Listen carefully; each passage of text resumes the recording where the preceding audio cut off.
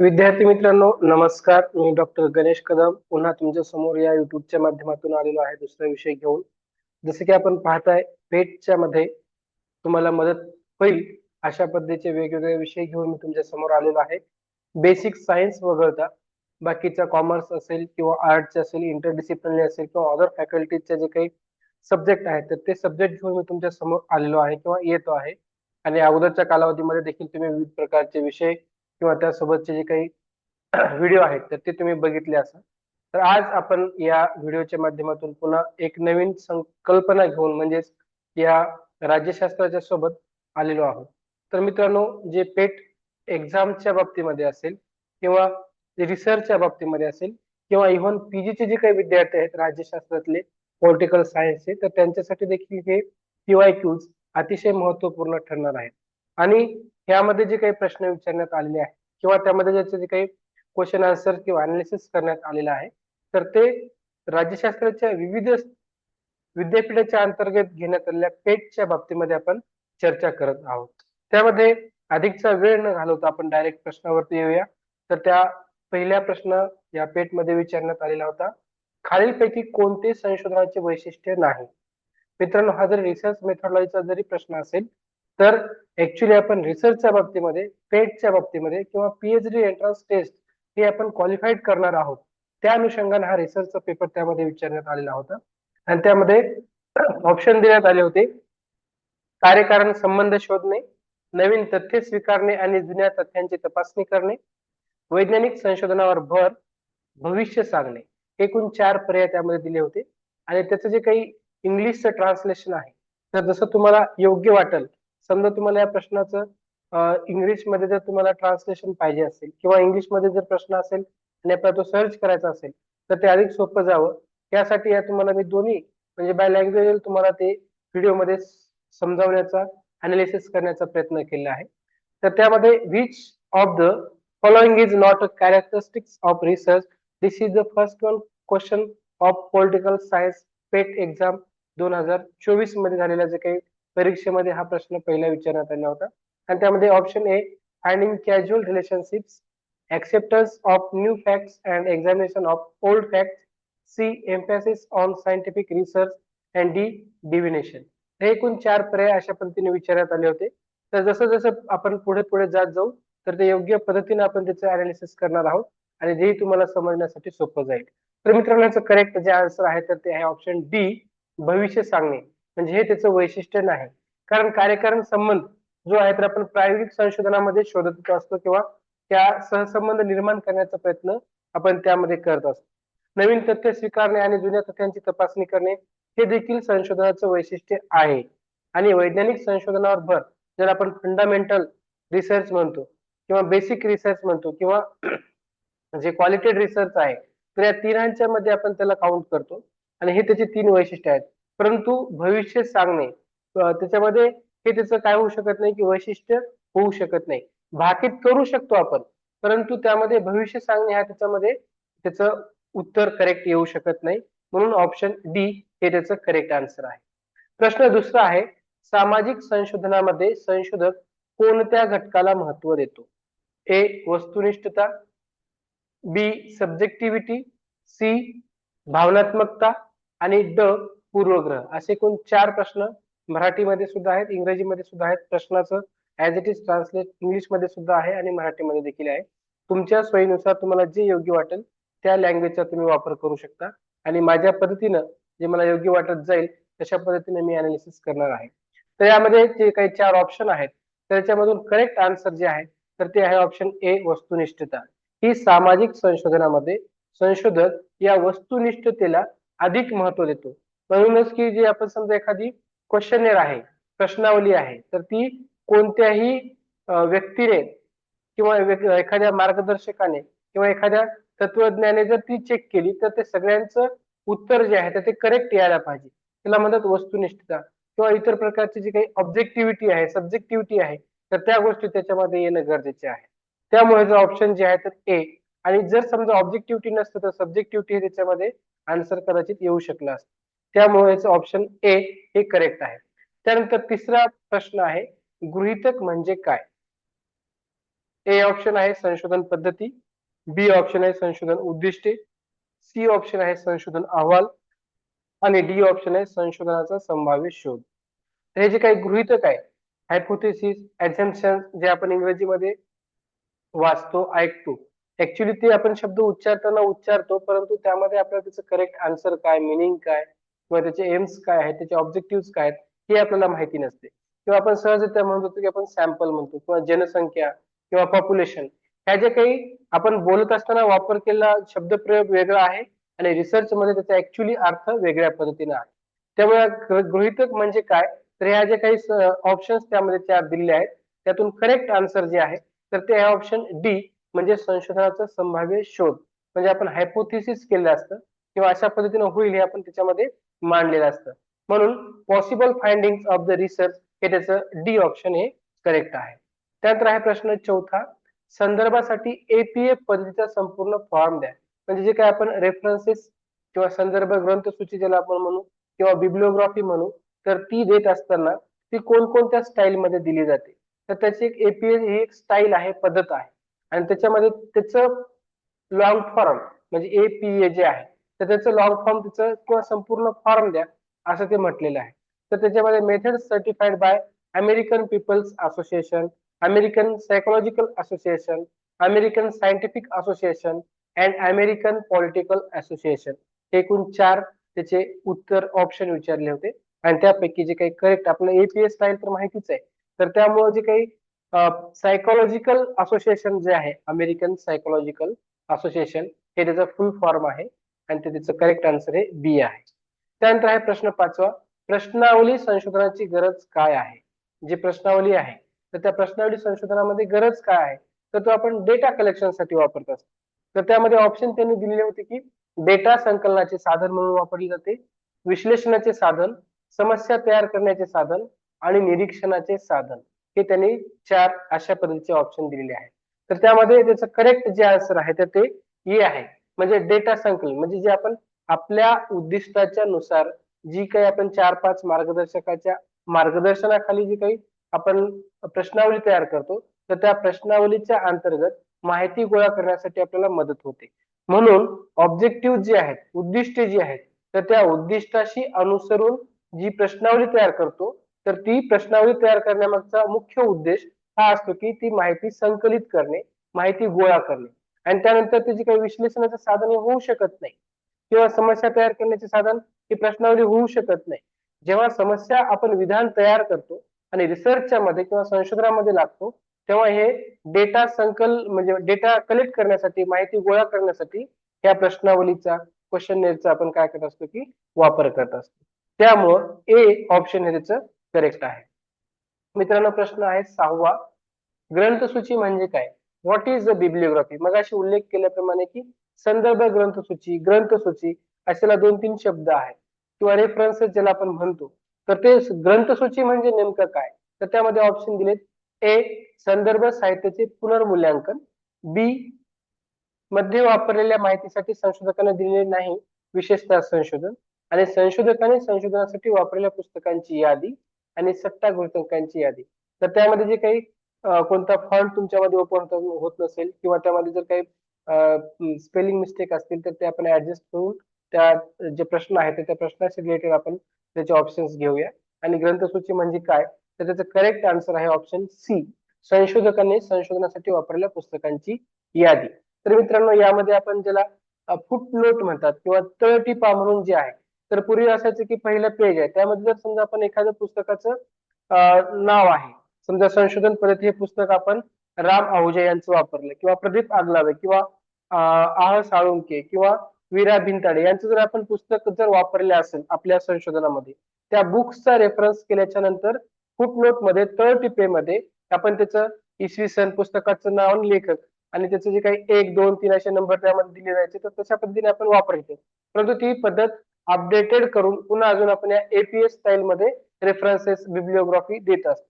आणि त्यामध्ये कोणत्या संशोधनाचा जर आपण रेफरन्स घेतलेला असेल किंवा एखाद्या आपल्या संशोधनाशी रिलेटेड असलेल्या एखाद्या विषयाचा जर आपण रेफरन्स घेऊन आपलं संशोधन केलं असेल आणि त्याच्यातलं जर काही माहिती आपण आपल्या पुस्तकामध्ये, आपल्या संशोधनामध्ये वापरली असेल, तर त्याचं रेफरन्स देणं हे गरजेचं असते. म्हणून त्या बिब्लिओग्राफीमध्ये एपीएस स्टाईल मध्ये ती दिली जाते. आणि ती ग्रंथसूची म्हणजे संशोधकाने संशोधनासाठी वापरले जे काही पुस्तके असतील, संशोधनासाठी असतील किंवा त्यामध्ये आता मी म्हटल्याप्रमाणे की संशोधन पद्धती किंवा त्याचबरोबर समजा बेसिक सायन्सचा पण अभ्यास करत असताना एखादा फॉर्म्युला आहे किंवा एखाद्या केमिकलचं नाव आहे किंवा फाइंडिंग्स करत असताना आपण वेगवेगळ्या पद्धतीचे फाइंडिंग्स करतो, तर त्यामधून आपण कशाच्या बेसवर फाइंडिंग्स केले तर त्यासाठी आपल्याला काहीतरी रेफरन्सेस द्यावे लागतात. मग ह्या ज्या काही पुस्तकांची यादी आहे तर ती आपण देत असतो. म्हणून ऑप्शन सी, संशोधकांनी संशोधनासाठी वापरल्या पुस्तकांची यादी म्हणजेच ग्रंथसूची होय. आणि हे आपण त्याचं करेक्ट आन्सर आहे ऑप्शन सी. निरीक्षणाचा सिद्धांत प्रथम सामाजिक विज्ञानामध्ये वापरला गेला. ए राज्यशास्त्र, मानसशास्त्र, समाजशास्त्र आणि अर्थशास्त्र. हे एकूण चारही विषय अर्थशास्त्राला आर्टचेच आहेत, परंतु अर्थशास्त्र हा दोन्ही विभागामध्ये मोडत असतो. त्याचं जे काही निरीक्षण आहे तर त्या सिद्धांत प्रथम सामाजिक विज्ञानामध्ये वापरला गेला. तर त्याचं करेक्ट आन्सर जे आहे तर ते ऑप्शन सी, तर ते सोशिओलॉजीमध्ये म्हणजेच समाजशास्त्रामध्ये वापरण्यात आलेला होता. प्रश्न आहे 8वा. खालीलपैकी कोणते घटक संशोधन डिझाईन मध्ये समाविष्ट केलेले नाहीत? संशोधनातील तथ्य निश्चित करणे, निष्कर्ष आणि शिफारशी तयार करणे, गृहीतके तयार करणे आणि डेटा संकलन साधनांचे वर्णन करणे. हे एकूण 4 पर्याय त्यामध्ये त्या आपल्याला विचारण्यात आले होते. आणि याच्यामध्ये करेक्ट जे आन्सर आहे तर ते ऑप्शन बी म्हणजे निष्कर्ष आणि शिफारशी तयार करणे हे त्याचं करेक्ट आन्सर आहे. प्रश्न आहे 9वा. उत्तरदात्यांना प्रश्नावली पाठवताना त्यांना एक डॅश डॅश पाठवले जाते. निमंत्रण पत्र, कव्हर लेटर, त्यालाच आपण अटॅचमेंट लेटर म्हणतो, किंवा स्मरणपत्र आणि विनंती पत्र. तर हे 4 आहेत. तर त्यामध्ये आपण त्यांना विनंती करतो, तर ते जे ऑप्शन आहे करेक्ट आन्सर आहे ते ऑप्शन बी, तर त्याला कव्हर लेटर किंवा अटॅचमेंट लेटर देतो. तर ते स्मरणपत्र हे वेगळ्यासाठी वापरलं जातं. विनंती आपण त्यांना करतोच, परंतु त्यासाठी वेगळ्या पद्धतीचं काही आपल्याला अवलोकन करण्याची किंवा काही वेगळ्या पद्धतीचं समायोजन करण्याची आवश्यकता त्यामध्ये नसते.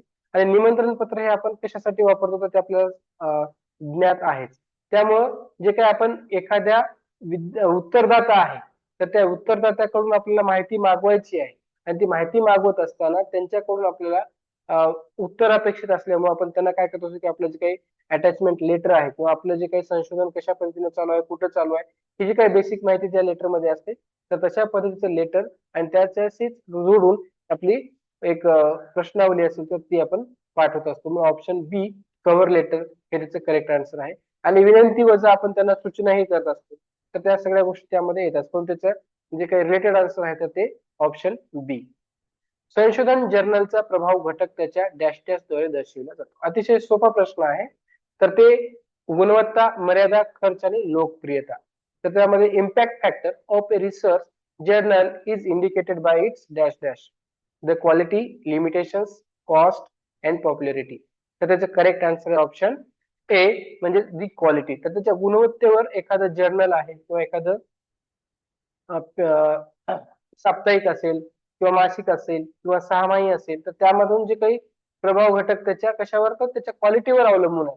म्हणून आपण जे काही युजीसी लिस्टेड म्हणतो, अनलिस्टेड म्हणतो किंवा त्यातून ते डिलीट झालेलं आहे किंवा बाद करण्यात आलेलं आहे, त्या सगळ्या गोष्टी म्हणजे आपण जेव्हा रिसर्च पेपर आहे तर तो रिसर्च पेपर पब्लिश करत असताना युजीसी केअर लिस्टेडला आपण रेफरन्स करत असतो. हा त्यामागचाच एक उद्देश असतो की जे काही युजीसी लिस्टेड आहेत तर ते सगळे रिसर्चर किंवा प्रोफेसर लोक आहेत, तर ती वाचत असताना इतर कोणत्याही जर्नलचा वापर न करता ते अशा क्वालिटेड रिसर्चचा जर्नल्सचा त्यांनी वापर करतात आणि आपलेही सायटेशन्स वाढावेत किंवा सायटेशन व्हावं या अनुषंगाने हे गुणवत्ता याद्वारे ती दर्शवली जाते. म्हणून त्याचा ऑप्शन ए हे करेक्ट आन्सर आहे. 11वा प्रश्न आहे साहित्यिक चोरी म्हणजे काय, ज्याला आपण प्लॅगरिझम म्हणतो, प्लॅजरिझम, जे काही प्रोनाऊन्सिएशन आहे तर वेगवेगळ्या भागामध्ये त्याचं प्रोनाऊन्सिएशन वेगवेगळ्या पद्धतीने करण्यात येतं. तर त्यामध्ये पहिला प्रश्न आहे plagiarism means impact factor using others research without attribution आणि क्रिटिसिझम अँड कॉपीराईट. टीका, कॉपीराईट किंवा श्रेयाशिवाय इतरांचे संशोधन वापरणे आणि प्रभाव घटक. तर हे साहित्य चोरी याला कशाला म्हणतात, तर साहजिक आहे आपण काय एखाद्याचा जो काही घटक आहे आपल्या संशोधनाशी रिलेटेड आहेच म्हणून आपण वापरलाय आणि त्याला कोणत्याही प्रकारचं श्रेय दिलेलं नाही.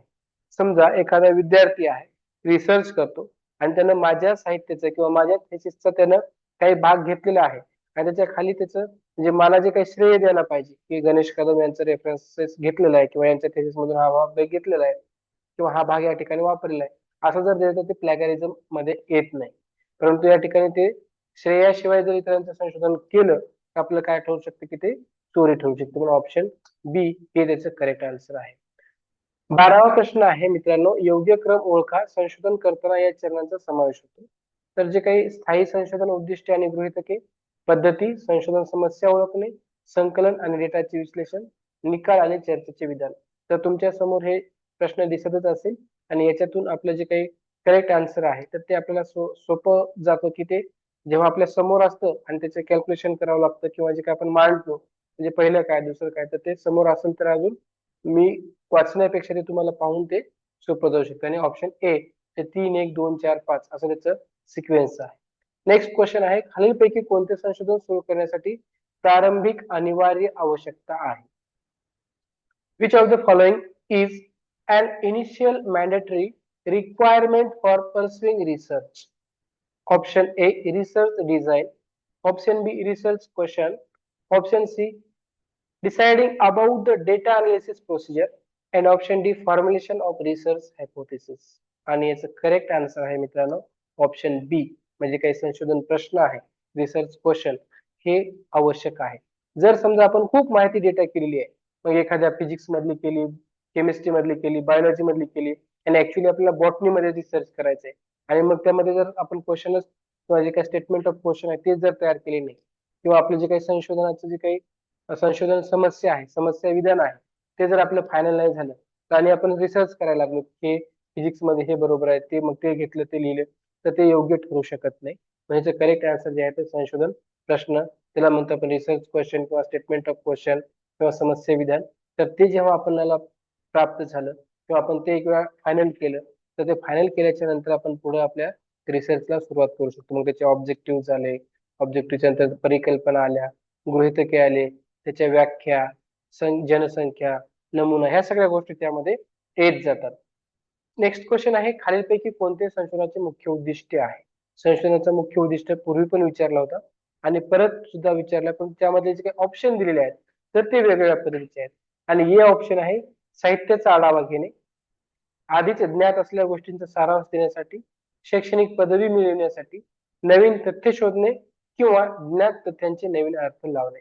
ऍक्च्युली मित्रांनो हा जरी प्रश्न त्यांना विचारायचा असेल तर विचारत असताना हे खूप वेळा रिपीट होतं. मग आता हे मी जेव्हा अर्थशास्त्राच्या मध्ये अनालिसिस करताना पाहतो तिकडे देखील हा क्वेश्चन रिपीट झालेला आहे किंवा रिसर्च मेथोडॉलॉजी मध्ये देखील हा प्रश्न रिपीट झालेला आहे. त्यामुळे अशा पद्धतीचे जे काही प्रश्न आहेत तर ते आपल्याला तोंडपाठ हवेत आणि याच्या कन्सेप्ट आपल्याला क्लिअर असणं गरजेचं आहे. आणि त्यामुळे याचं जे काही करेक्ट आन्सर आहे तर ते करेक्ट आन्सर आहे ऑप्शन डी. म्हणजे नवीन तथ्य शोधणे किंवा ज्ञात तथ्यांचे नवीन अर्थ लावणे. टू डिस्कवर न्यू फॅक्ट्स और to make fresh interpretation of known facts. Next question, सामाजिक संशोधनात मुलाखत, प्रश्नावली हे डॅश डॅश डेटा संकलन तंत्र आहे. प्राथमिक, माध्यमिक, किरकोळ आणि दुर्मिळ. तर मित्रांनो मुलाखत, आता मी समोरासमोर बोलतोय हे प्राथमिक माहितीमध्ये येतं. तेव्हा प्रश्नावली आहे तर त्या प्रश्नावली देखील म्हणजे आपण प्रश्न तयार केले आणि डायरेक्ट त्यांच्या आणि दोघांच्या मध्येच इंटरॅक्शन झाली आहे. तर हे कशा पद्धतीने येतात, त्याचं करेक्ट आन्सर जे आहे तर ते ऑप्शन ए म्हणजे प्राथमिक. जर समजा एखादी प्रश्नावली आहे किंवा एखादी मुलाखत आहे आणि त्या मुलाखतीमध्ये इंटरॅक्शन झाल्याच्या नंतर त्या मुलाखतीचा जर रेफरन्स देऊन आपण दुसऱ्या संशोधनात ती वापरली असेल तर ते प्राथमिक स्रोत होऊ शकत नाही. तर त्यामुळे याचा ऑप्शन ए हे करेक्ट आहे. नेक्स्ट क्वेश्चन, अहवाल लेखन आणि सादरीकरण हे संशोधन प्रक्रियेचे डॅश डॅश टप्पे आहेत. प्रथम, अंतिम, मध्य आणि तिसरा. तर करेक्ट आन्सर आहे ऑप्शन बी अंतिम. म्हणजे अहवाल लेखन जेव्हा सगळा डेटा आपण कलेक्ट केलाय, अनालिसिस केलाय किंवा मग त्याचं जे काही अर्थ निर्वचन आहे ते केलं, चौथा चॅप्टर झाला, या सगळ्याची एकत्रित मांडणी करून आपण अहवाल लेखन करतो आणि अहवाल तो पाठवतो. म्हणजे आपण थेसिस तयार करतो आणि त्याचं प्रेझेंटेशन करतो. हे सगळ्यात शेवटचा मुद्दा आहे. ओके, मग त्यानंतर नोटिफिकेशन असेल, स्क्रीनिंग असेल तर तो सर्टिफिकेट म्हणजे ऍडमिनिस्ट्रेटिव्हचा भाग आहे. परंतु जेव्हा आपण अहवाल लेखन केलं आणि जेव्हा आपला मेन व्हायवा झाला, व्हायवा संपल्याच्या नंतर आपलं सादरीकरण झाल्याच्या नंतर आपल्या पीएचडी आपल्याला अवॉर्ड होत असते. पुण्याचा हे अंतिम टप्पा आहे. म्हणून ऑप्शन बी. मूल्याभिमुख संशोधन म्हणजे काय? What is a value oriented research? तुलनात्मक संशोधन, गुणात्मक संशोधन, संख्यात्मक संशोधन, तार्किक संशोधन. तर ऑप्शन बी हे त्याचं करेक्ट आन्सर आहे. गुणात्मक संशोधन म्हणजे मूल्याभिमुख संशोधन आहे. चाचणी पद्धतीने काय म्हणतात? What is called for testing methods? Critical methods, logical methods, different methods, methodology? तर करेक्ट आन्सर आहे ऑप्शन डी, मेथोडॉलॉजी. म्हणजे काही चाचणी आहे, संशोधन पद्धती, त्याला देखील मेथोडॉलॉजी असं म्हटलं जातं. संशोधनाचे वर्गीकरण खालीलप्रमाणे केले जाऊ शकते. मूलभूत, उपयोजित आणि कृती संशोधन. ओके. परिमाणात्मक आणि गुणात्मक संशोधन, तात्विक, ऐतिहासिक, सर्वेक्षक आणि प्रायोगिक संशोधन, आणि वरील सर्व. त्या वरील सर्व जे काही आहे तर ते सगळ्याच, म्हणजे कोणी मूलभूत म्हणता, उपयोजित, तर ह्या खालीलप्रमाणे त्याचं वर्गीकरण करू शकतात. मूलभूत असेल, उपयोजित असेल, कृती संशोधन आहे, परिमाणात्मक आहे, गुणात्मक आहे, किंबहुना यामध्ये जे काही ऑप्शन दिलेले आहेत तर त्यापैकी अजून संशोधनाचा भाग ठरू शकतो किंवा वर्गीकरणाचा भाग त्यामध्ये ठरू शकतो. वस्तुनिष्ठ संशोधन म्हणजे काय? What is objective research? Numerical, comparative, qualitative and all of this. तर त्याचं correct answer option A, numerical. म्हणजे वस्तुनिष्ठ जे आहे तर त्यामध्ये जास्त संख्यात्मक. वस्तुनिष्ठ म्हणजे आता त्यामध्ये जे काही लोकसंख्या आहे तर ही महाराष्ट्राची लोकसंख्या आहे किंवा नांदेड जिल्ह्याची लोकसंख्या ही आहे, कोल्हापूरची ही आहे, ही हे कशामध्ये येतं? ती वस्तुनिष्ठ संशोधनाच्या प्रकारामध्ये येतं. खालीलपैकी कोणता संशोधनाचा दुय्यम स्रोत आहे? निरीक्षण, पुस्तके, मुलाखत, ए आणि सी. तर त्याचं करेक्ट आन्सर आहे ऑप्शन बी, बुक्स. म्हणजेच पुस्तके हे संशोधनाचे दुय्यम स्रोत आहे. कारण ते पुस्तक त्यांनी कोणते तरी रेफरन्सेस घेतले असतात किंवा त्यांना कुठेतरी बेस असतो, त्यांनी ते मांडले, मग ते आपण मांडतोय, म्हणून ते दुय्यम स्रोत झालेलं आहे. खालीलपैकी कोणते संशोधन निष्कर्षाची सत्यता आहे? वस्तुनिष्ठता, मौलिकता, वैधता, या सर्वच, म्हणजे ऑल ऑफ दिस, वरीलपैकी सर्वच. तर त्यामध्ये करेक्ट आन्सर ऑप्शन डी. कारण जे काही संशोधन आहे तर त्या निष्कर्षाची सत्यता या तिन्ही घटकाच्या माध्यमातून ती वापरली जाते, म्हणून ऑल ऑफ दिस. डॅश ही अभ्यास पद्धतीनुसार मुलाखत पद्धत आहे. संरचित किंवा नियंत्रित मुलाखत, गुणात्मक मुलाखत, औपचारिक मुलाखत आणि निदान मुलाखत. तर त्यामध्ये ऑप्शन ए म्हणजे संरचित किंवा नियंत्रित मुलाखत ही अभ्यास पद्धतीनुसार मुलाखत पद्धती आहे. वैज्ञानिक सामाजिक सर्वेक्षण आणि संशोधन पुस्तक कोणी लिहिले? TV. Young, Clover, Karl Popper, सर्वोत्कृष्ट जॉन. तर बेस्ट जॉन च्या ऐवजी त्याचं ट्रान्सलेशन करून त्या ठिकाणी आलेलं आहे, तर बेस्ट जॉन हे त्याचं आहे. म्हणजे थोडस मराठीमध्ये ट्रान्सलेशन करताना स्पेलिंग मिस्टेक आहेतच, त्यामुळे आपण ऍडजस्ट करत जाऊ. ते ऑप्शन ए म्हणजे पी.व्ही. यंग यांनी हे पुस्तक लिहिले आहे की वैज्ञानिक सामाजिक सर्वेक्षण आणि संशोधन. ओके. नेक्स्ट क्वेश्चन आहे, उपमा डॅश डॅशचे स्रोत आहे? डेटा, गृहीतक, संशोधन आणि संकल्पना. तर ऑप्शन बी म्हणजे हायपोथेसिस, गृहीतक हे उपमेचं स्रोत आहे. कम्युनिझम ऑफ वेल्थ ही संकल्पना कोणी मांडली? Marx, Plato, Aristotle and Machiavelli. तर यामध्ये करेक्ट आन्सर आहे ऑप्शन बी म्हणजे प्लेटो यांनी कम्युनिझम ऑफ वेल्थ ही संकल्पना मांडलेली आहे. विचारवंत जे.एस. मिल यांनी मांडला डॅश डॅश सिद्धांत. म्हणजे जे काय थिंकर जे.एस. मिल आहेत, प्रपोज डॅश डॅश थेरी, कोणती मांडलेली आहे? तर वर्ग संघर्षाचा सिद्धांत, सामाजिक कराराचा सिद्धांत, उपयुक्तवादी सिद्धांत का अधिशेष मूल्याचा सिद्धांत. तर ऑप्शन सी हा उपयुक्ततावादी सिद्धांत त्यांनी मांडलेला आहे. रिओ मध्ये झालेल्या पृथ्वी शिखर परिषद कोणत्या घटकावर भर देण्यात आला आहे? 2012 मध्ये जे काही रिओ दी जानेरो येतं हे झाली होती परिषद, तर त्यामध्ये त्या पृथ्वी शिखर परिषदेमध्ये काय काय मांडलेलं होतं? तर त्यामध्ये शाश्वत विकासासाठी राजकीय सहमती निर्माण करणे हा जनरल क्वेश्चन आहे, करंट नॉलेजचा प्रश्न आहे. आणि कार्बन उत्सर्जनाला आळा घालण्यासाठी ओझोनचा थर कमी करणे आणि कार्बन क्रेडिटवर जागतिक एकमत तयार करणे. तर मित्रांनो ए ऑप्शन म्हणजे building political consciousness for sustainability development, आणि ही त्यासाठी प्रसिद्ध सुद्धा आहे. आणि तेव्हापासून आपण या सस्टेनेबल डेव्हलपमेंट कडे वळलेलो आहोत. प्रश्न आहे 29वा, आण्विक निर्यातदार देशाच्या गटाचे मूळ सदस्य कोण आहेत? Who are the original members of the group of nuclear exporting countries? तर त्याचं करेक्ट आन्सर आहे ऑप्शन डी, चीन, फ्रान्स, पश्चिम जर्मनी, जपान, ब्रिटन, अमेरिका आणि सोव्हिएत संघ. 30वा प्रश्न आहे, who is the credited with introducing the realist theory of international politics?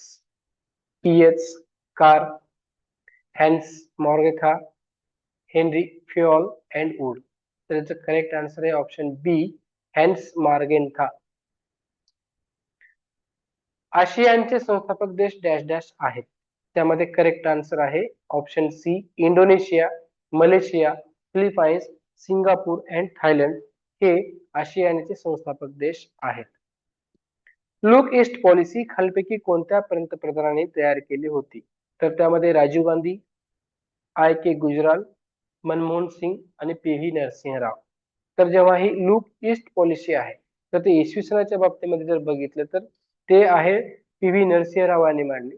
P V. Narasimha Rao म्हणजे 90, 91 किंवा 95 पर्यंतच्या कालावधीमध्ये ती मांडण्यात आली होती.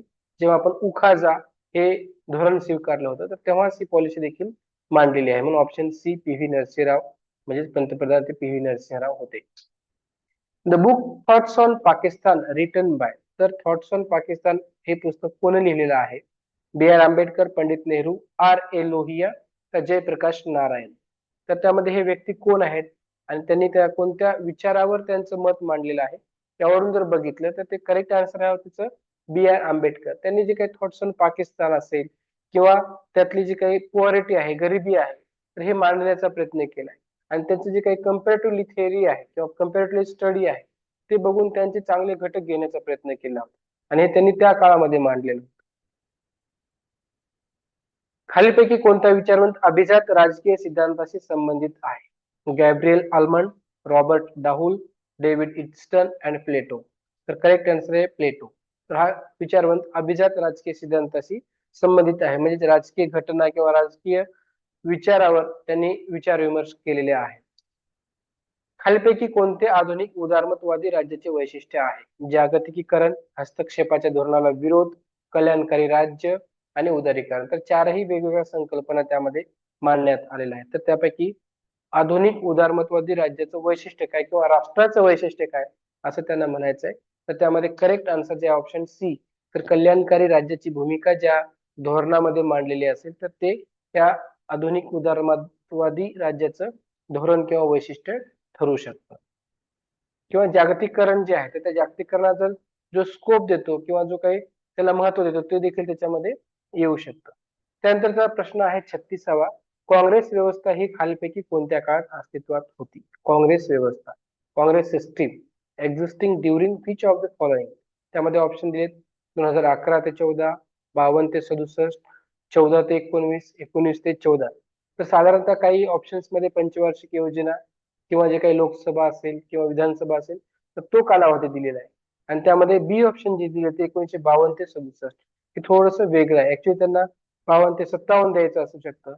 तर ते ठीक आहे. त्यांनी त्यांनी जे ऑप्शन दिले तर त्यापैकी योग्य कोणतं आहे तर त्यामध्ये बघितलं तर ऑप्शन बी जे आहे तर तेच 1952 ते 67.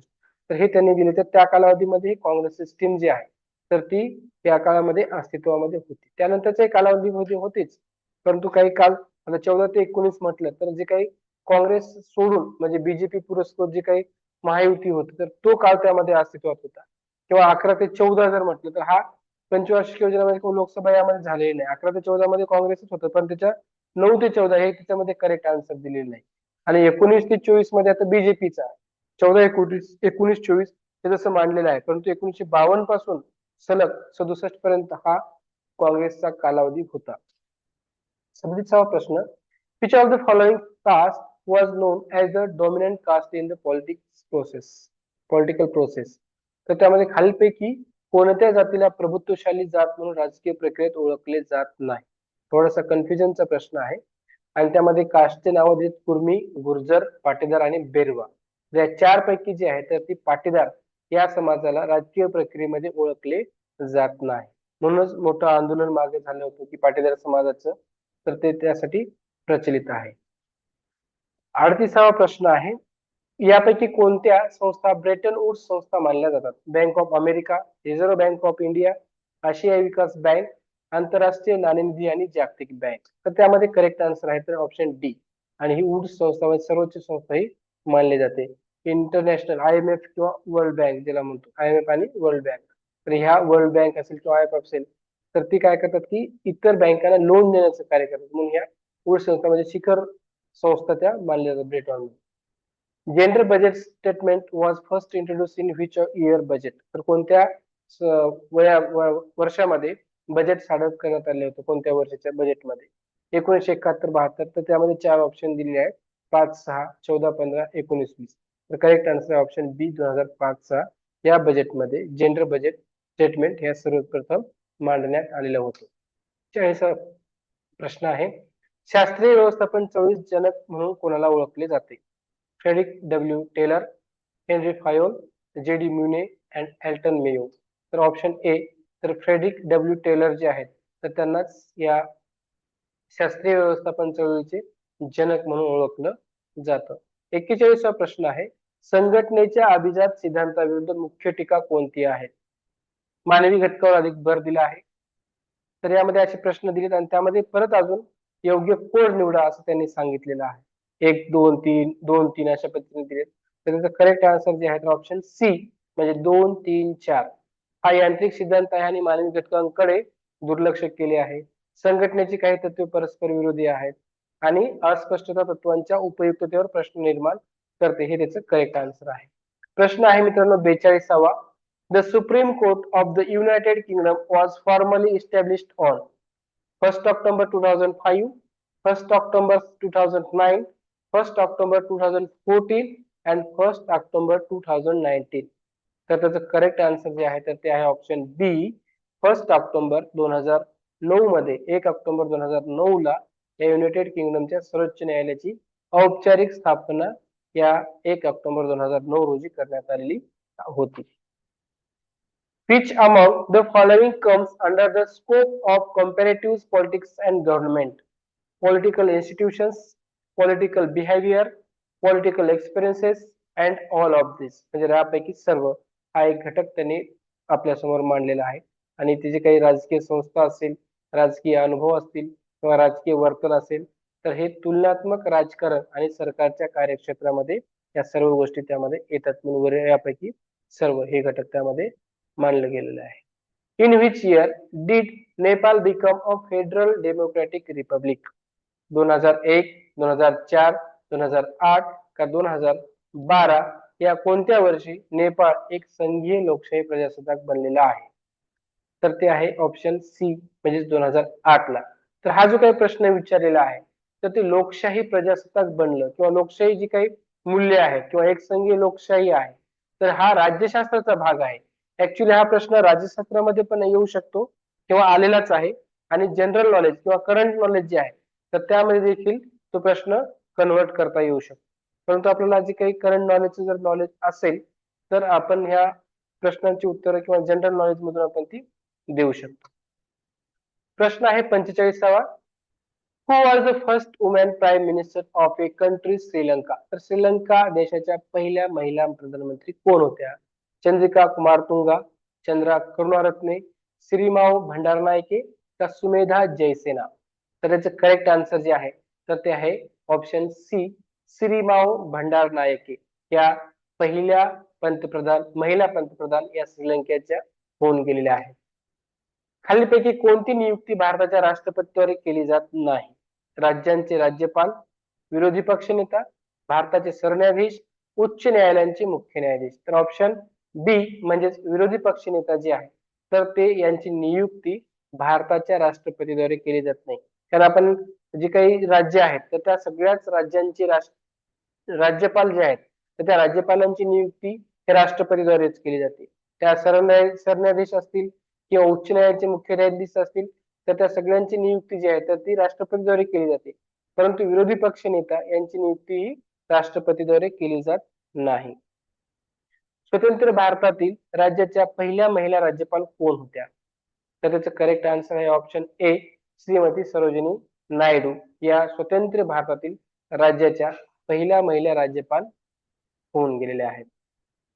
स्वच्छ भारत अभियान कोणत्या तारखेला सुरू करण्यात आले? हा सुद्धा प्रश्न मगाशी म्हटल्याप्रमाणेच आहे आणि याची सुरुवात जी आहे तर ती 2 ऑक्टोबर गांधी जयंती जी आहे तर त्या गांधीजींच्या जयंतीपासून म्हणजे त्यांनी फक्त तारीख विचारली. जर इसवी सन विचारलं असतं तर ते अजून वेगळ्या पद्धतीचा प्रश्न असतं. पण स्वच्छ भारत अभियान जे आहे तर ती जे गांधी घालतात ते चष्मा त्याच्यामध्ये देखील त्यांनी ते लिहिलेलं आहे आणि ते आपण नोटावर वगैरे किंवा इतर कुठल्याही सहजरित्या एखाद्या ऍडव्हर्टाइजमेंट देखील आपण ते पाहतो आणि ती 2 ऑक्टोबर म्हणजे ह्या गांधीजीच्या जयंतीपासून ती सुरू करण्यात आलेली होती.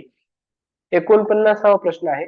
सरकारने जे काही करायचे किंवा न करायचे ते सार्वजनिक धोरण असते असे कोण म्हणतात?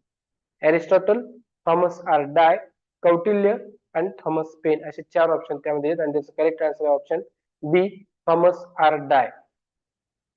शेवटचा प्रश्न आहे विद्यार्थी मित्रांनो, which of the following is an element of national power? Option A, population. Option B, natural resources.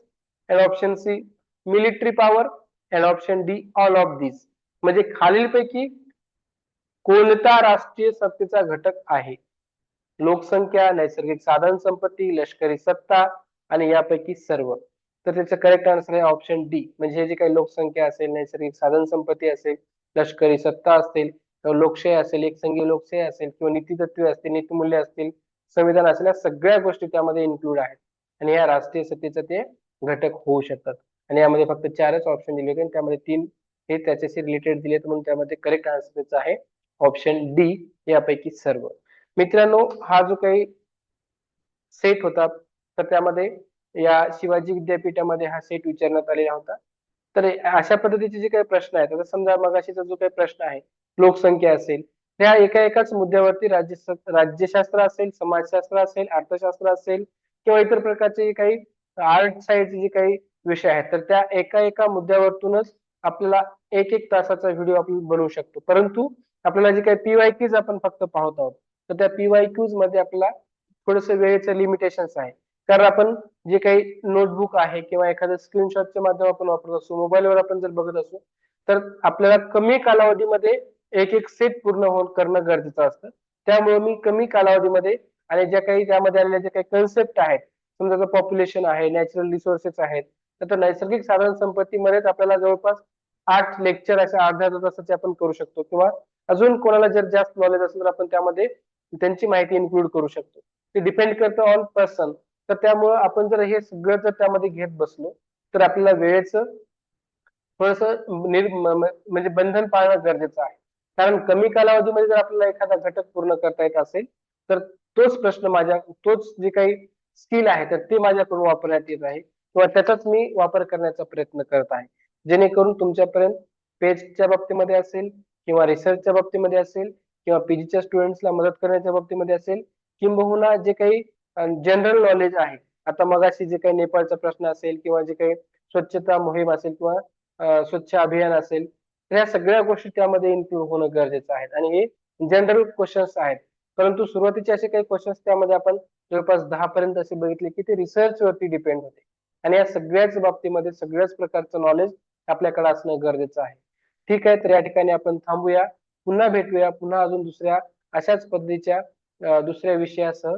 धन्यवाद.